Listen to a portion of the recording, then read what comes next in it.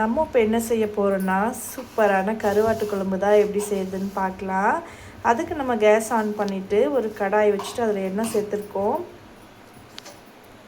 எண்ணெய் நல்லா காயட்டும். காஞ்ச உடனே நம்ம கடுகு உளுத்தம் பருப்பு சேர்த்துக்கலாம். கடுகோடு சேர்த்தி நம்ம வெந்தயம் சீரகம் இது எல்லாமே சேர்த்து தான் நம்ம இது எண்ணெயில் பொரிக்க போகிறோம். ஸோ இது நல்லா பொரிஞ்சு வரட்டும்.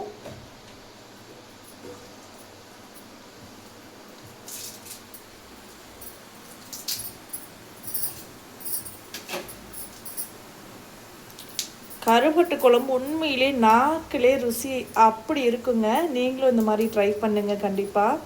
பாருங்கள் எவ்வளோ சூப்பராக பொரிஞ்சு வருதுன்னு. இப்போது கருவேப்பிலை சேர்த்துக்கலாம். இப்போ வெங்காயம் பூண்டு நம்ம குட்டி குட்டியாக நறுக்கி வச்சுருக்கிறோம். இதுக்கு நம்ம என்ன வெங்காயம் எடுத்துருக்கிறோன்னா சின்ன வெங்காயம் தான் நம்ம எடுத்துருக்கோம். பூண்டையும் நம்ம கட் பண்ணி தான் சேர்த்துருக்கோம். நீங்கள் தட்டி போட்டிங்கன்னா இன்னவே சூப்பராக இருக்கும். ஸோ டைம் ஆயிடுச்சுன்னு சொல்லிட்டு தாங்க இந்த மாதிரி நான் நறுக்கியிருக்கேன். நல்லா கலரிக்கோங்க. இந்த கருவேப்பிலை வெந்தயம் கடுகு இதெல்லாம் சேர்த்து பொரிஞ்சதில்லை இந்த வெங்காயம் சேர்த்துருக்கிறதுல நல்ல ஒரு ஸ்மெல்லு வருதுங்க. உண்மையிலே ரொம்பவே சூப்பராக வாசனை இருக்குது. நம்ம மீன் குழம்பாக இருக்கட்டும், கறி குழம்பாக இருக்கட்டும், கருவாட்டு குழம்பாக இருக்கட்டும், இது எல்லாத்துக்குமே நம்ம சின்ன வெங்காயம் நம்ம சேர்த்தனோம்னா அதுதாங்க குழம்புக்கு மெயின் டேஸ்ட்டே கொடுக்கக்கூடிய ஒன்று என்னென்னா சின்ன வெங்காயம் தான். இதுக்கு முன்னாடியே நம்ம நல்லா துண்டு கருவாடு தான் இன்றைக்கி எடுத்திருக்கோம். துண்டு கருவாடை நல்லா சத கருவாடாக இருக்குது. நான் சுடுதண்ணியில் ஒரு 10 நிமிஷத்துக்கு முன்னாடியே நான் ஊற போட்டிருக்கேன். இது நல்லா ஊறிட்டுருக்குங்க. வெங்காயம் நல்லா வதங்கிக்கிட்டே இருக்கட்டும். உண்மையிலே இதனோட அரோமா ரொம்பவே சூப்பராக இருக்குங்க. வெங்காயம் இப்போ நல்லாவே வதங்கிடுச்சுங்க. இந்த மாதிரி கண்ணாடி பதமே போதும். இப்போ நம்ம தக்காளி ஆட் பண்ணிக்கலாம். தக்காளி இந்த மாதிரி நீங்கள் நல்லா பழுத்து தக்காளியாக பொடி பொடியாக நறுக்கி வச்சுக்கிட்டிங்கன்னா சீக்கிரமாக வதங்கும். டேஸ்ட்டும் சூப்பராக இருக்குங்க. ஒரு பக்கம் தக்காளி நல்லா வதங்கிக்கிட்டே இருக்கட்டும். நம்ம அதுக்குள்ளே இந்த கருவாட்டு குழம்புக்கு என்னென்ன மசாலா நம்ம சேர்க்குறதுன்னு பார்த்துக்கலாம். இதில் நம்ம என்னென்ன சேர்க்க போகிறோன்னா மிளகாத்தூள், தனியாத்தூள், மஞ்சள் தூள் இது 3 தான் நம்ம சேர்க்க போகிறோம். இப்போ இது 3மே நம்ம ஆட் பண்ணியாச்சு. வேறு எந்த ஒரு மசாலாவுமே நம்ம சேர்க்க போகிறது இல்லை. இப்போ இதை நல்லாவே கலரி கொடுத்துக்கலாம்.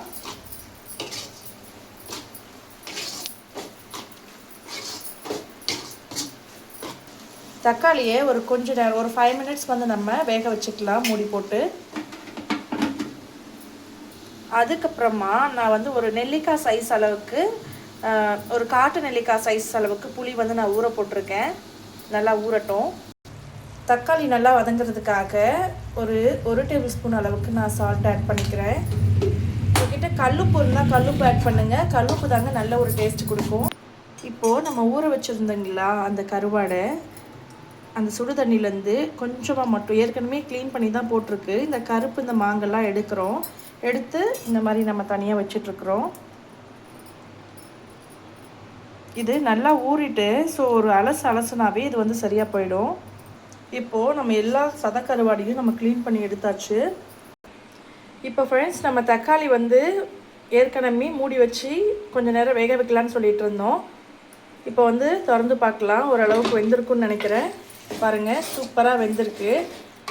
இன்னும் ஒரு கொஞ்சம் வதங்கினா சரியாக போயிடும். இப்போது நம்ம புளி கரைசல் நல்லா கரைச்சி எடுத்துக்க போகிறோம். இப்போது நம்ம கரைச்சி வச்சுருக்கிற புளி கரைசலை நம்ம ஆட் பண்ணிக்கலாம். இப்போது இதெல்லாம் நல்லா கலந்துக்கலாம். ஒரு கொஞ்சம் நேரம் இதை அப்படியே கலந்து விட்டுட்டு கொதிக்க விடலாம். இப்போது நம்ம கருவாடை ஆட் பண்ணிக்கலாம்.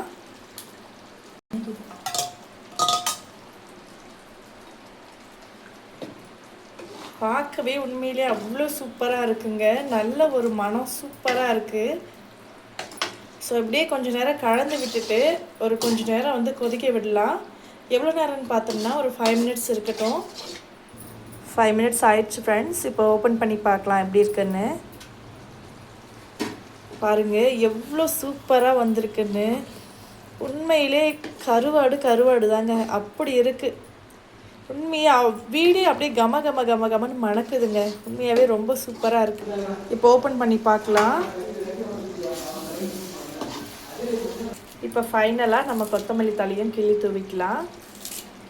கொத்தமல்லி தழை தூவி அப்படியே இறக்கிடலாம்.